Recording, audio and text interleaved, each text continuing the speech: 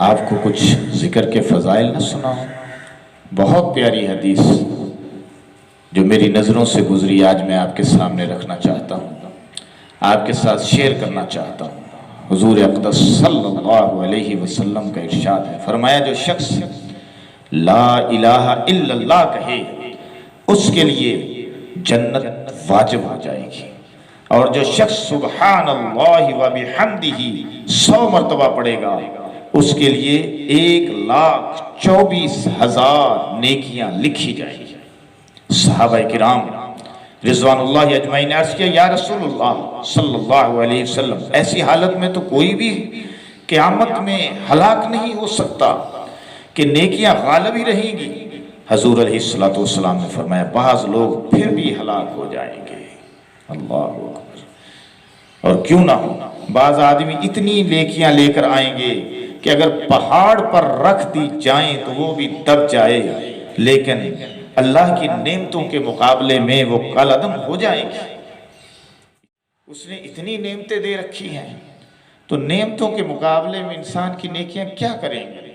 ہاں، میں اس موقع پہ یہ کہتا ہوں کہ نیکیوں سے انسان جنت میں نہیں جا سکتا، اللہ کے فضل سے جائے گا، لیکن اس کا یہ مطلب بھی نہیں کہ نیکی نہیں کرنی۔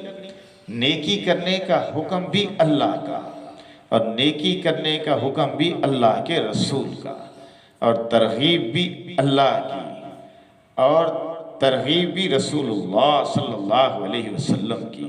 تو کیا ہم اللہ کا حکم نہیں مانیں گے؟ کیا اس کے رسول کا حکم نہیں مانیں گے؟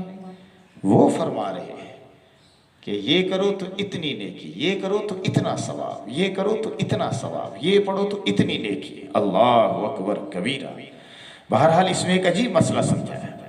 فرمایا کہ بعض لوگ پھر بھی ہلاک ہو جائیں گے اتنی نیکیاں لے کر بھی، کیونکہ اللہ کی نعمتوں کے مقابلے میں وہ کالعدم ہو جائیں گی۔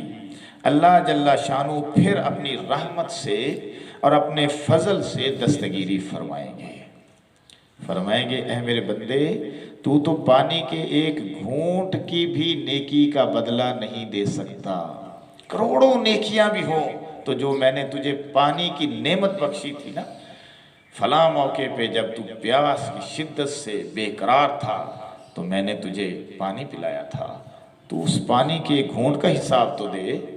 پھر بندہ کہے گا یا اللہ میں تیرے فضل کے بغیر جنت نہیں جا سکتا۔ اللہ فرمائیں گے ٹھیک ہے، تو نے اس بات کو صحیح سمجھ لیا ہے، ادراک کیا ہے، جا جنت چلا جا۔ اگر کچھ صرف یہ کہے کہ میں استغفر اللہ اپنی نیکی پہ اترائے، نیکی کرنی ہے لیکن امید اللہ کے فضل کی رکھے۔